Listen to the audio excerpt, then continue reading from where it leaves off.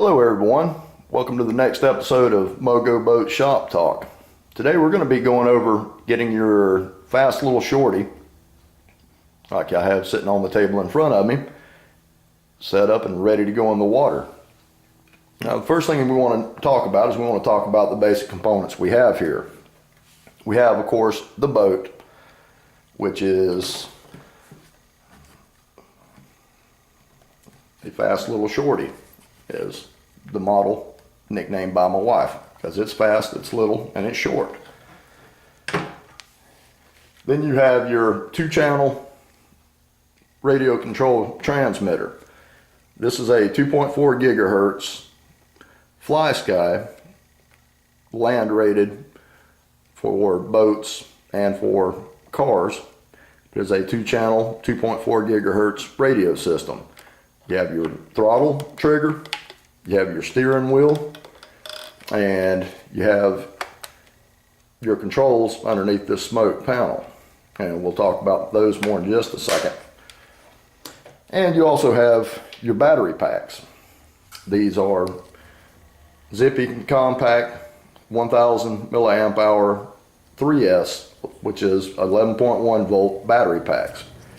And as you see, I've got 2 of them here. They already have the Velcro applied to them, and I have 2 because we're going to show you how to set up the dual batteries in your fast little shorty. So the first thing that we want to go over is we want to go over the radio controller. First thing that you need to do, and this one already has the batteries installed in it, is you want to look at the bottom of it where the open button's at, push down on it slightly and slide it open. Then you'll need to add 8 AA batteries to the battery compartment, and that's what your Fly Sky 2.4 gigahertz pistol controller uses. Then of course you return the cover to its closed position. Next thing we want to do is we want to turn the radio transmitter on, and this bottom switch is for the power. Whenever you turn it on, you should have a solid red and a solid green light come on. That means that the transmitter is on, it's ready to go. We'll talk about these functions in another video, but your MoGo boat comes with everything already preset and ready to run. Okay, so we're going to close that back, we're going to set that down. Now we're going to work on getting the boat ready. And what you want to do anytime before you run your boat, you want to visually inspect the outside of it. You want to make sure that there's no damage, there's no loose parts. You want to make sure that the prop turns freely and that everything looks to be in good working order. Okay, once you see that everything's in good working order, now we're going to get in it and we're going to put the batteries in. Okay, your access hatch on the top of it has 2 nylon bolts, and they're knurled so you can actually get a good grip on them and unscrew them. So take both of those out, put them somewhere where we won't lose them because they like to get away from you. Now we'll pull the hatch off of the top. We'll set that off to the side.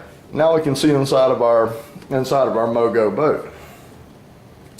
Okay, and some of the main things that we're looking at here, this of course being the motor, this being the receiver for the radio controlled system, this is your electronic speed controller, this is your steering servo, these Velcro strips are for mounting your batteries, and then of course coming out of the back of the motor we have this brass coupler which connects directly to the drive shaft.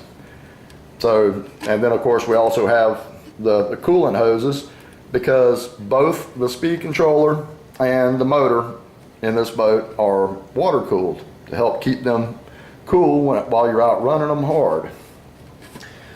Okay, so once we inspect the boat and make sure that nothing is broken, damaged, out of place, now we're going to hook the battery up. One thing that you always have to be sure of is you need to be sure that your transmitter, your pistol, your controller is on before you hook the batteries up in the boat. That's because it needs to be linked in with the receiver whenever you power up the the speed controller and the motor. So always make sure that this is on. Now this boat is using a dual battery system, so it's going to use 2,000 milliamp hour batteries with a 2-in-1 XT60 connector. This particular connector hooks the batteries up in series, so therefore it stays at 11.1 volts. But the XT60s are easy to hook up because of the shape of the plug. It has basically like a point on one side and it's square on the other. And the same thing with the female plugs. So in order to hook these up, really all you have to do is just plug them in. They only go in one way. Just make sure they're plugged completely in. Now, what we're going to do, I'm going to pull the boat over a little closer to me. What we're going to do is we're going to go ahead and hook the batteries up in the boat. Now, inside the boat we have 2 Velcro patches where the batteries get mounted. So I'm going to turn this up sideways so we can see it a little bit better. But we have the 2 Velcro patches in the bottom of the boat. So what you'll do is you'll take one battery, put it in first, and you want the batteries to be about centered on the Velcro, but you'll put one in one side, make sure that's got contact, then you'll put the other one in the other side, also making sure that the Velcro on the battery contacts the Velcro in the bottom of the hull. So now you have your batteries in place, and as you can see, Velcro holds them in place very nicely because we use good stuff. Okay, now make sure that everything is clear of your prop and preferably have your boat sitting on a stand. But now we're going to hook up the power lead to the ESC. Now on the ESC, or electronic speed controller, you'll have a positive and a negative power lead coming out of it that's also got an XT60 connection on it. So you have a male on your batteries and a female on your speed controller. Now we're going to plug it in.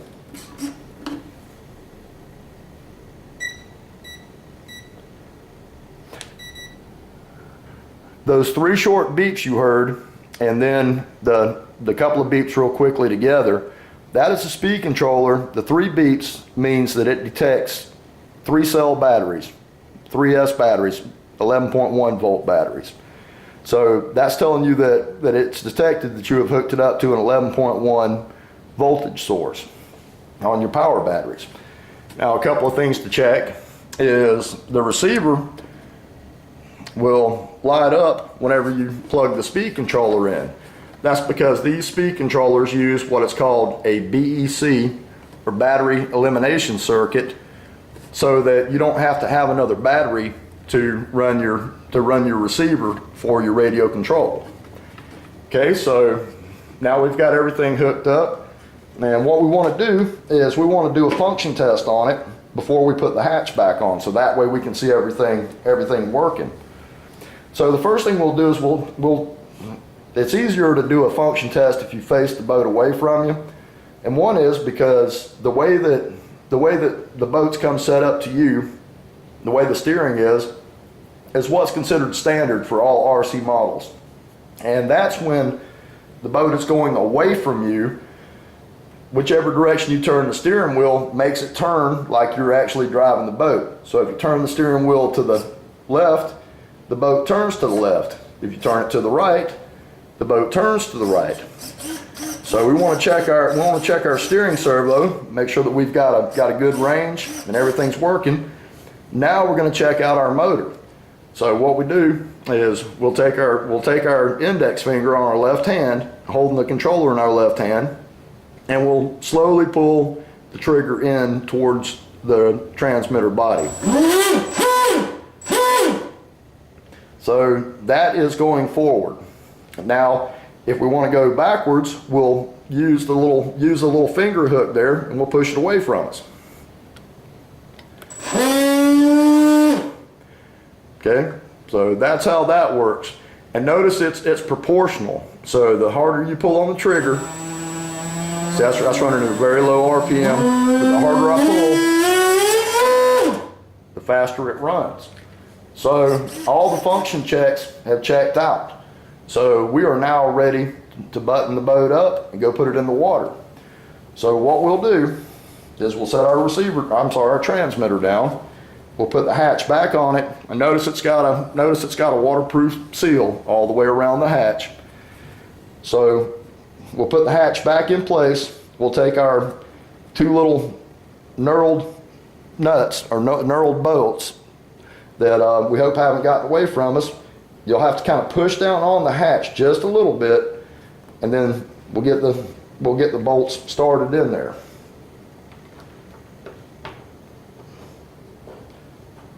And we will tighten them down.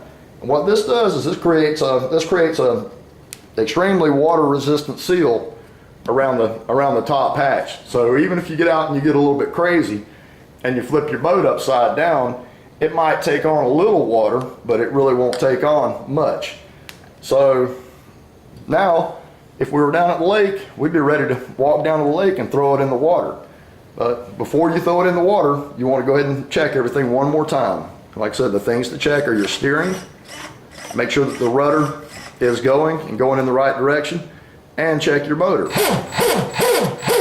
And another quick check on your motor is you can face the boat away from you, and and you're looking at the transom of the boat, when you hit the gas, you can actually feel it blowing air on you like a fan.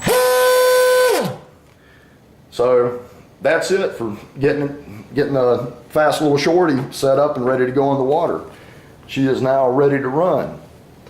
On behalf of everybody, I'd like to thank you for watching this video, and have fun. Bye for now.